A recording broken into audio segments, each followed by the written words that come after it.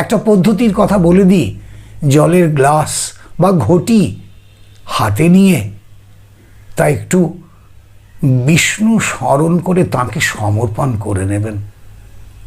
শ্রী বিষ্ণু শ্রী বিষ্ণু শ্রী বিষ্ণু 3 বার বলুন না, বলে জলটা পান করুন, ওতেই জল শুদ্ধ হয়ে যাবে। বিষ্ণু স্মরণই যথেষ্ট। আর যদি আপনি আরো বেশি মন্ত্র জানেন সেসব বলতেই পারেন। সব সময় জলকে শুদ্ধ করে পান করুন, আপনার শরীরের সমস্ত জটিলতাই কিন্তু কমে যাবে। আপনার বাড়িতে যদি ওয়াটার ফিল্টার থাকে, সেই ওয়াটার ফিল্টারকে স্পর্শ করে বাইরে থেকেই হাত দিয়ে আপনি বিষ্ণু নাম স্মরণ করুন দিনে 2 বেলা, ওই জল পরিশোধিত জল হয়ে থাকবে, পবিত্র জল হবে।